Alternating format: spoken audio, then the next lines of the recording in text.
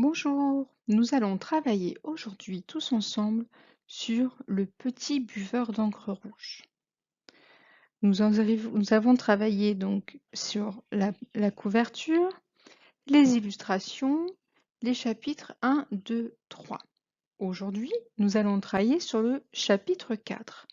Mais avant, nous allons revenir quelques instants sur la fin du chapitre 3. Le chapitre 3 s'appelait Une merveilleuse odeur de chair fraîche.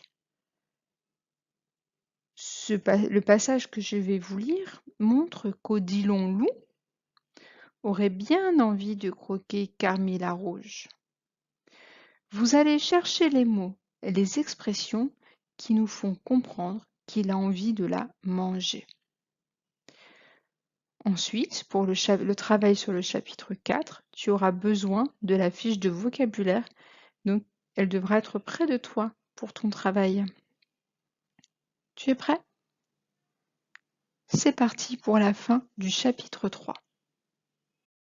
Écoute, Carmilla, tu oublies qui je suis. Mon flair de loup est infaillible. Tous mes poils se sont hérissés d'un coup. Mon flair me disait aussi que ma petite amie pouvait se transformer en rôti bien saignant. Je me suis mise à marcher un peu plus vite, car j'avais vraiment envie de la manger. Mon appétit m'effrayait. Attends-moi, m'a-t-elle imploré. Tu as 4 pattes, moi je n'ai que 2 jambes et en plus elles sont toutes petites. Au bout d'un moment, le sentier s'est un peu élargi. Nous sommes arrivés à l'orée de la forêt. À mes côtés, Carmilla dégageait une merveilleuse odeur de chair fraîche. Regarde, il y a une maison là-bas. Oui, c'est là que nous allons. Soudain, j'ai éclaté de rire. Qu'est-ce qu'il y a de drôle? S'est étonné mon ami. Il y a que je suis un idiot.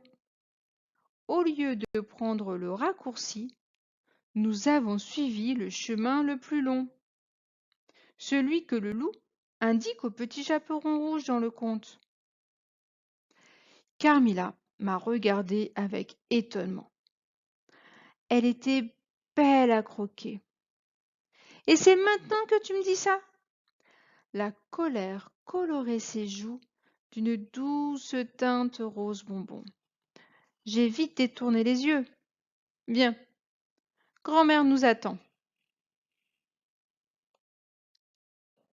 Chapitre 4. Odilon entre chien et loup. C'était une maison en pierre percée de fenêtres minuscules et surmontée d'un toit d'ardoise. J'ai cogné à la porte. Une voix affaiblie s'est fait entendre. Qui est là?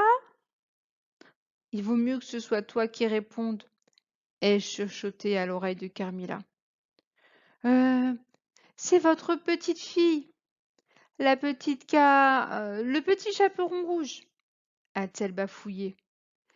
Ma mère m'envoie vous apporter une galette et un petit pot de beurre. Tire la chevillette, la bobinette, cher rat.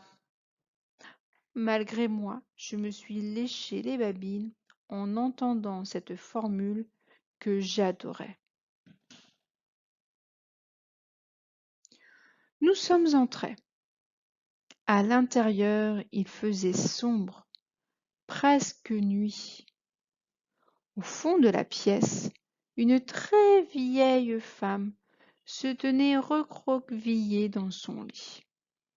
Sa tête était coiffée d'un bonnet de nuit orné d'un ruban. Elle semblait mal en point. J'ai l'impression que tu n'es pas seule, ma petite. Carmilla a hésité avant de répondre. Non, Odilou m'accompagne. Qui ça? Le loup! Un drôle de hoquet a secoué le corps de Mère Grand.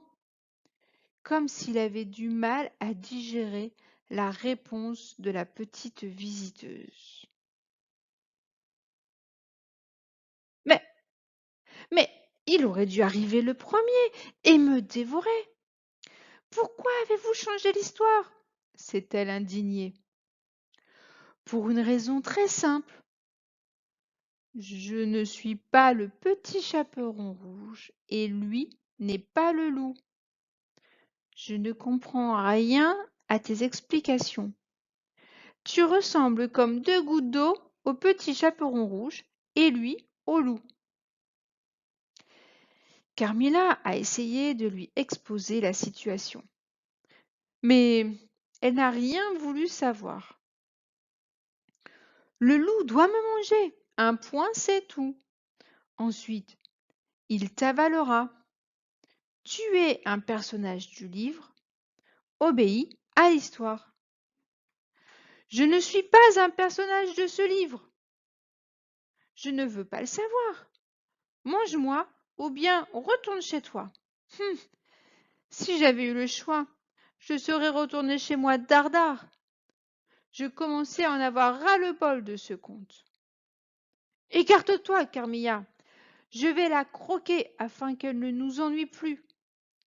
Je me rappelle que dans l'histoire, le loup ne s'était pas alimenté depuis au moins 3 jours. Non, c'est un piège. Si tu la manges, tu seras obligé d'aller jusqu'au bout du conte. Tu me mangeras aussi. Et nous serons définitivement prisonniers à l'intérieur de ces pages. C'est ce que tu veux? Je me suis alors mis à pleurnicher. Je ne sais plus ce que je veux. J'ai faim, c'est tout ce que je sais. Et puis, s'il faut que je te dévore, eh bien je le ferai. Je suis sûre que tu es succulente. Le souffle coupé par ma déclaration, Carmilla est tombée dans les pommes. Je me suis approchée avec une folle envie de la déguster. J'étais le loup et j'avais les crocs. J'étais sur le point de craquer.